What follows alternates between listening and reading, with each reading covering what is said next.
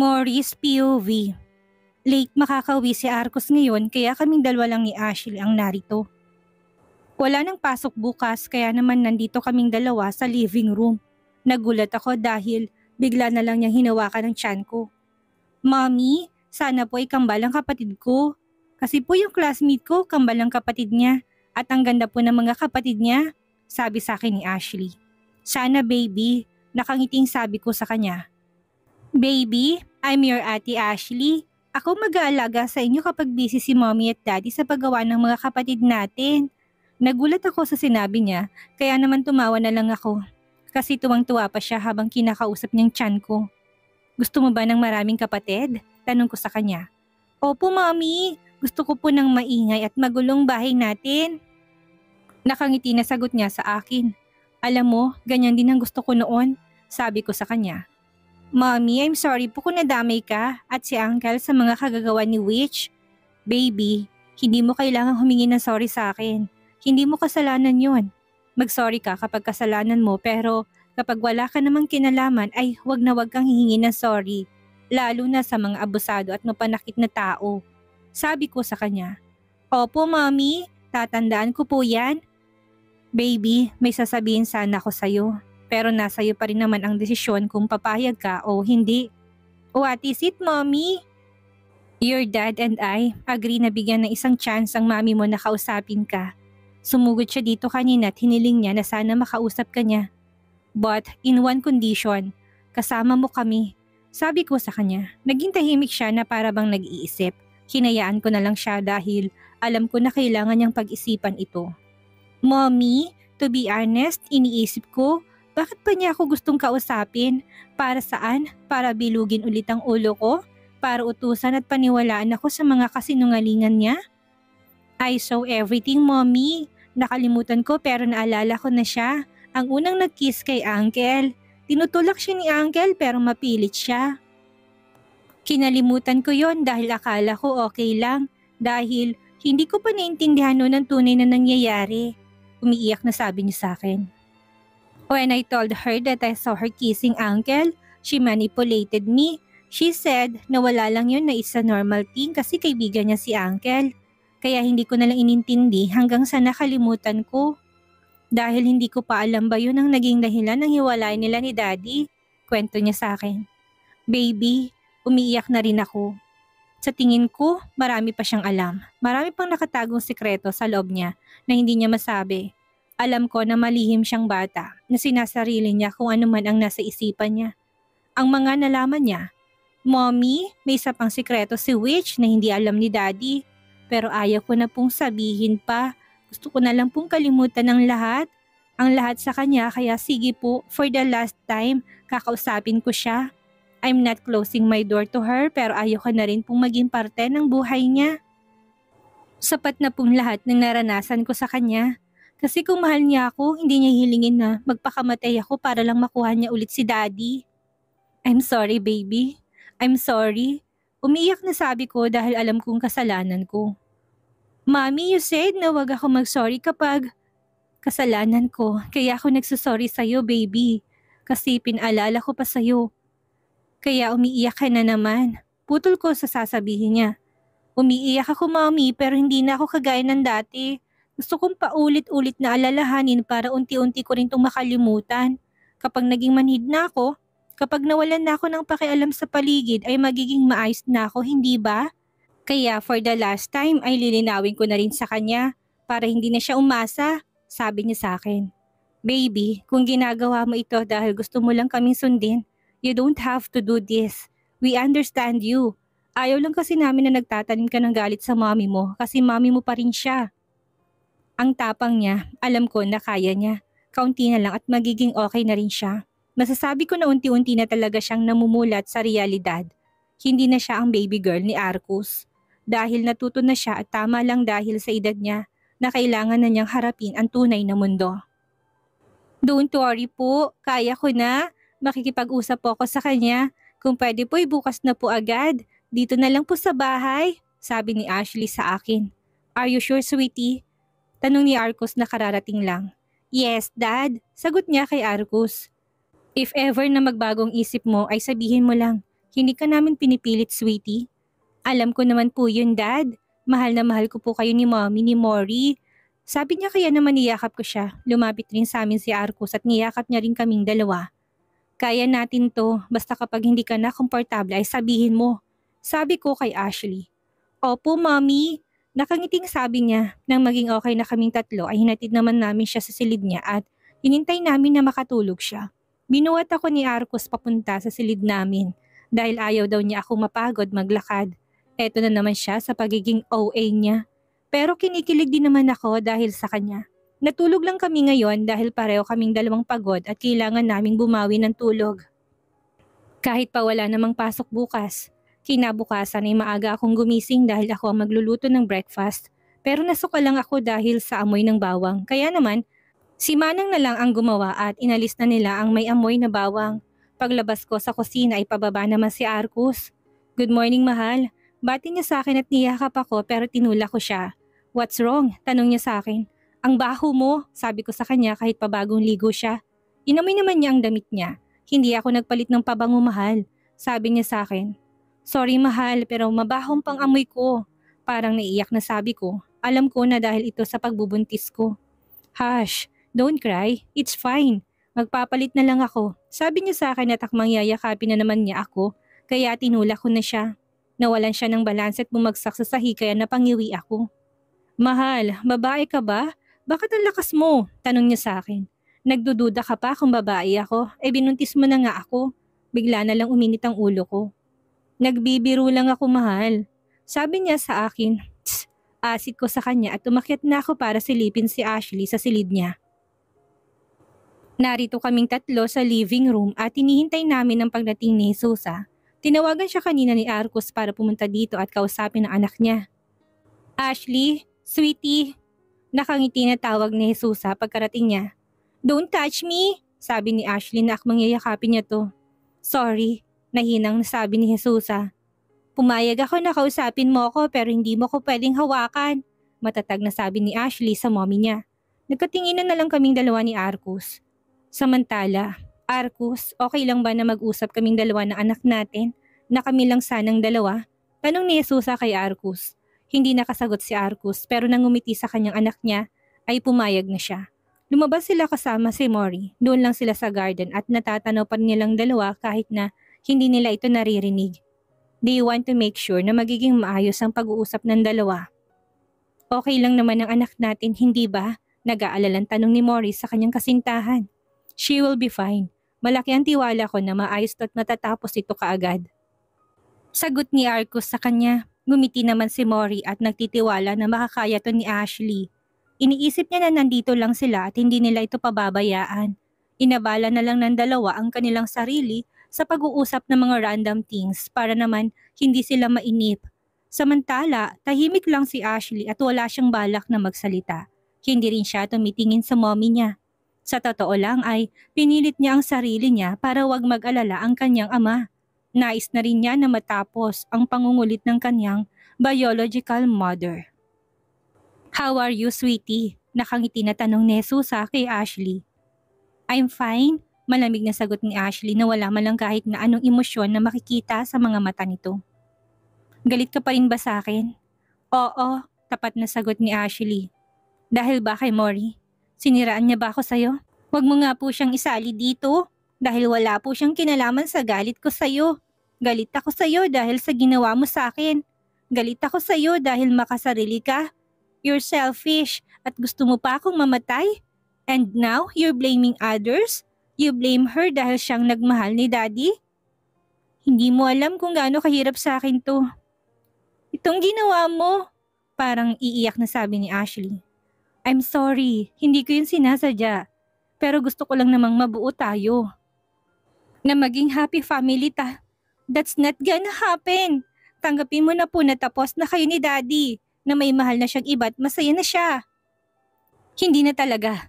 Dahil kay Mori, dahil sa daddy niya, silang dalawang sumisira sa pamilya natin. Umiyak na sabi ni Jesusa sa harap ng kanyang anak. Umiyak siya para maawa ito sa kanya. Hanggang kailan mo ba isisisi sa ibang kasalanan mo?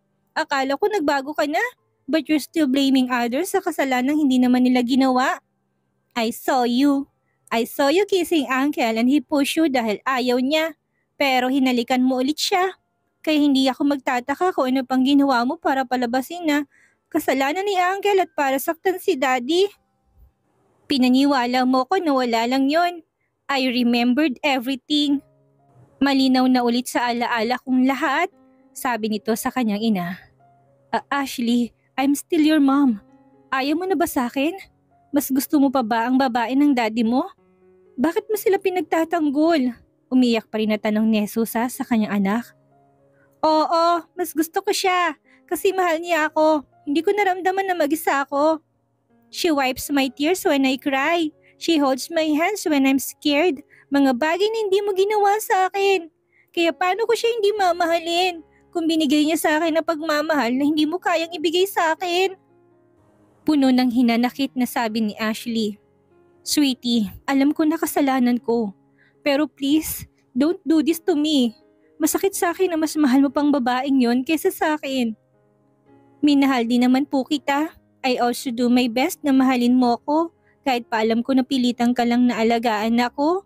I always listen to daddy na dapat sumunod ako sa iyo. Na magpakabait ako kasi ikaw ang mami ko. Naging mabuting anak ako sa iyo. Kahit pa palagi kitang piniplease. You're not happy with my achievements. Hindi mo tanggap kapag hindi akong top. Maraming bawal. Hindi dapat ganito. Hindi pwedeng ganyan. Ayaw mo na nagsusumbong ako kay daddy. Palagi kang nagagalit sa akin. Alam mo kung anong pagkakaiba niyo ni daddy? Palaging sinasabi ni daddy na okay lang kahit hindi ako top. Kasi yun lang ang kaya ko at masaya siya sa kung anong achievements ko. Unlike you lock me in my room para lang mag-aral ako. Dahil gusto mo ako ang top 1. At ngayon na masaya na ako sa buhay ko, ginugulo mo kami, Mommy. Mommy Mori changed my life. Umiyak na ngayon si Ashley. Ngayon lang niya nailabas ang lahat ng sama ng loob na naipon niya para sa mommy niya. All these years ay tinago at tiniis niyang lahat dahil mahal niya ang mommy niya. Dahil nangako siya sa daddy niya na magpapakabait siya sa mommy niya. Hindi naman talaga niya nais na magkabalikan ng parents niya. Kagustuhan lang yun ng mommy niya. She acted like a baby dahil gusto niya ng atensyon. Kahit pa may mga napapansin siya na kakaiba ay she acted na parang hindi niya ito naiintindihan.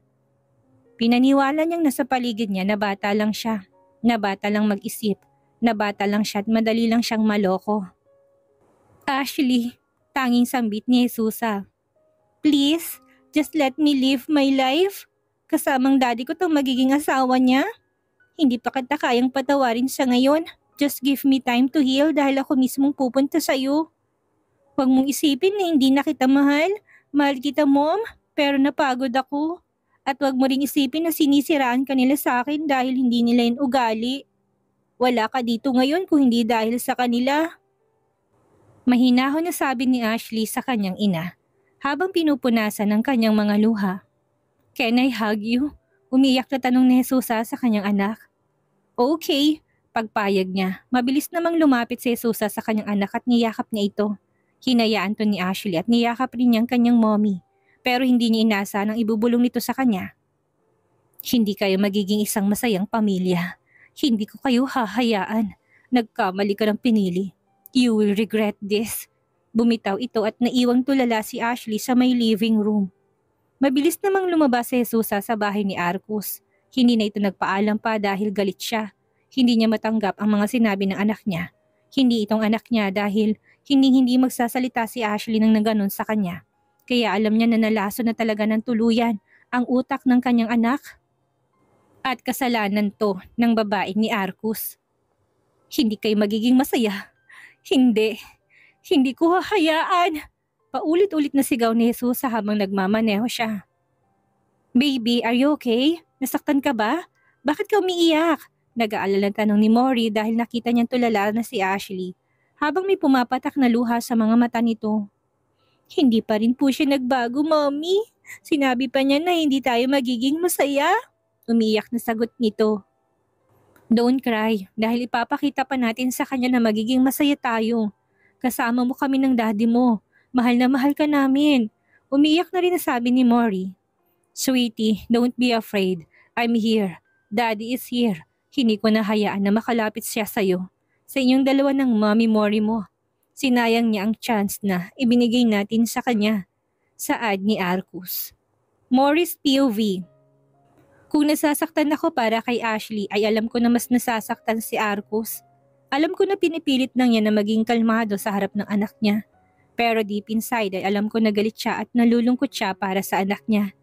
Nakakalungkot lang dahil sinayang ni Jesus ang pagkakataon na ibinigay sa kanya. Naawa ako kay Ashley dahil may mommy siyang baliw at makasarili. Sinubukan naman namin at ito ang nangyari. Sa tingin ko ay kailangan na ni Jesus ng medical help dahil nagiging malala na siya. Hindi na normal itong ginagawa niya. Hindi ito gagawin ng isang ina sa kanyang anak dahil ang isang ina ang dapat na nakakaintindi, nagmamahal at humuhubog sa kanilang anak para maging isang mabuting tao. Pero kakaiba si Jesusa, siya ang sumisira sa anak niya at yon ang mas nakakalungkot na ang sariling kadugo ni Ashley ang nagdala sa kanya ng 9 na buwan na hindi kayang magmahal sa kanya. Gusto kong malaman ko ano bang pinanggalingan ni Jesusa para gawin niya ito sa anak niya kasi hindi ito deserve ni Ashley. Lalo pa na wala naman siyang kasalanan. Mommy, pwede ba tayong magbakasyon sa holiday? Okay lang ba na pumunta tayo sa ibang bansa? Okay lang ba kung mamasyal tayo? Sunod-sunod na tanong sa akin ni Ashley. Oo naman, magpapaalam tayo sa daddy mo. Sagot ko sa kanya. Mommy, can you stay here? Gusto kitang kasamang matulog. Umiiyak na sabi niya. Opo, hindi ako aalis. Dito lang ako. Sasamahan kita. Malambing na sabi ko habang hinahaplos kong buhok niya. Mommy, can I ask you something? What is it, baby? How can you survive? Paano niyo po kinaya? Kasi mag-isa ka lang sa US. Kaya ang tapang mo po. Tapos ang dami mo pong kayang gawin. Tanong niya sa akin. I'm just 5 years old noong ipinadala ko ng daddy ko sa US. To be honest, hindi ko rin talaga alam ang reason ng daddy ko that time. Kung bakit niya ako hinayaan na doon ako lumaki. Kasama ko sa loob ng 10 taon ng nani ko. Nagkasakit siya at namatay kaya ako nalang mag-isa hanggang sa naging 20 na ako. Siguro naging madali sa akin kasi sinabayan kong agos ng buhay ko doon. Ginawa ko mga gusto ko but I know my limitations. Sagot ko sa kanya. Mommy, if ever po kayang hilingin ko kay daddy gusto ko sa malayo ko mag-aral, papayag kaya siya? Hahayaan kaya niya ako na doon ako? Tanong niya na ikinagulat ko. Gusto mo bang lumayo dito? Opo, gusto ko pong malayo sa wish na yon. Magulo po kasi dito kaya ayaw ko dito. I want peace. Ayaw ko po sa magulong lugar na to. Sagot niya sa akin. Pag-isipan mong mabuti ko ano ba talagang gusto mo. Alam ko na nasasaktan ka at nalulungkot ka. We understand you and I know that your dad will support your decisions but still, we need his approval. Next school year po, Mommy. Gusto ko na doon kapag pinayagan ako ni Daddy. Okay, baby. But for now, you need to take a rest. Sabi ko sa kanya. Good night, Mommy. I love you so much. Thank you for loving me, for accepting me, and thank you for loving my dad. You're the best po. Sabi niya sa akin. I love you too, baby. Wala akong dahilan para hindi ka mahalin. Malambing na sabi ko sabay yakap sa kanya. Naging mahigpit ang yakap niya sa akin. Kami lang na dalawa ang nandito dahil may inaayos lang si Arcus. Ang sabi niya ay late na siyang makakauwi. Hinahaplos ko ang buhok ni Ashley hanggang sa nakatulog siya. Gusto niyang umalis. Gusto niyang lumayo pero nag-aalala ako sa kanya dahil alam ko na may hirapan siya. Malungkot ang mag-isa at hindi ko alam kung kakayanin ba niya. Kinaya ko noon dahil wala akong choice hanggang sa nasanay na lang ako. Pero kasi si Ashley, kailangan niya na munang maging okay bago siya umalis. Kailangan niya na munang gumaling at maging stable ang emotions niya. Kaya hindi ako sigurado kung papayag ba si Arcus sa hiling na anak niya. Unti-unti kong ipinikit ang mga mata ko dahil bumibigat na rin ang talukap ng mga mata ko. Hanggang sa maging madilim ng buong paligid. Naramdaman ko ang pagtabi sa akin ni Arcus at ang paghalik niya sa akin. Amoy pa lang niya ay kilalang kilala ko na. Hindi na rin kasi siya nagpapabango dahil amoy ko sa perfume niya, kahit pa na gustong gusto ko ito noon hindi pa ako buntis. I'm sorry kung late na ako nakauwi, mahal. Bulong niya sa akin. It's okay, mahal. Matulog na tayo dahil alam ko na pagod ka. Inaantok na sabi ko sa kanya. I love you, mahal ko. Malambing na bulong niya sa akin. I love you, sagot ko rin at niyakap ko siya. Kinabukasan ay maaga pa kaming gumising dahil magsisimba kaming tatlo. Hawak ni Arcos ang kamay ko at nakakapit sa kanya si Ashley na para bang wala siyang pakialam na may nakakakita sa aming tatlo. Alam ko naman na alam ng ibang tao na inaanak niya ako. Ayaw ko sana pero humigpit pang hawak niya sa kamay ko kaya hinayaan ko na lang siya. Nakaupo kami sa pinakaunahan na upuan. Good morning, Gov. Halos lahat yata ng nandito ay binabati siya. Good morning din sa'yo, ganda. Bati sa akin isang matanda. Good morning po. Alam mo, bagay kayong dalawa ni Gov. Para kay isang masayang pamilya, sabi niya sa akin. Gumiti na lang ako sa matanda at hindi na ako nagsalita. Hindi ko rin naman kasi alam kung anong sasabihin ko. Nagkunwari na lang ako na komportable ako kahit ng totoo ay naiilang na ako. Tahimik lang kaming nakikinig kay Father. Hanggang sa natapos na ang mass, hindi pa kami umuwi dahil may pupuntahan pa raw kami. At habang nasa biyahe, ay tahimik lang si Ashley. Kahit kaming dalawa ni Arcos ay tahimik din pero bigla akong nahulaan kung saan kami pupunta. At tama nga ako dahil sa bahay namin kami pupunta na ngayon ay orphanage at home for the aged na. Mahal, tawag ko sa kanya pero ngumiti lang siya sa akin. Mommy, alam po kasi namin ni Daddy na miss mo ng dati niyong house kaya doon na lang po tayo kakain ng lunch. Sigurado ako na miss ka na nila ng mga bata doon. Masayang sabi sa akin ni Ashley. Thank you baby. Thank you mahal. Masayang sabi ko sa kanila. Nang makarating na kami dito sa bahay namin ay wala pa rin tong pinagbago. Naging mas malinis ito dahil inaalagaan nila ito ng mabuti. Masaya akong sinalubong ng mga bata. Nakangiti sila sa akin kaya naman ang saya ng puso ko. Parang kailan lang lumaki ng iba sa kanila. Ang iba sa kanila ay inampon na. Every month ay nagpapadala ko ng pera para sa mga kailangan nila dito. Hanggang kaya ko ay ako nang sumasagot sa tubig at kuryente nila. Akit muna ako sa daddy kong room. Paalala ko kay Arcos na ngayon ay nakikipag-usap sa mga matatanda. Si Ashley naman ay doon sa mga bata. Okay mahal, pabulong na sabi niya sa akin. Umakyat ako papunta sa room ko. 2 room ang hindi nila ginamit. Ang sabi nila ay sapat ng ibang room na nandito. Malaki itong bahay at pinaayos ko rin ito. Pagpasok ko sa room ko ay malinis at walang nagbago sa ayos ng mga gamit. Umupo ako sa kama ko. Pero tumayo rin ako dahil bala ko magbihis ng damit dahil nainitan ako. Ayaw ko namang matuyo ang pawis ko sa likod. Pumili ako ng damit ko at nang hinila kong damit ko ay may nahulog sa sahig na papel. Kumunot ang noo ko pero pinulot ko pa rin ito. Bubuksan ko na sana pero mas pinili ko na lang na magbihis na muna ng damit ko. Nang maging komportable na ako, umupo ulit ako sa kama ko. Hawak kong papel at dahan-dahan ko tong binuksan. Mori, anak ko. Ano kayang gagawin ni Jesus para magulong buhay ni Mori? Magawa kayang protektahan ni Arcos ang anak at si Mori? Yan ang ating aalamin sa susunod nating kabanata.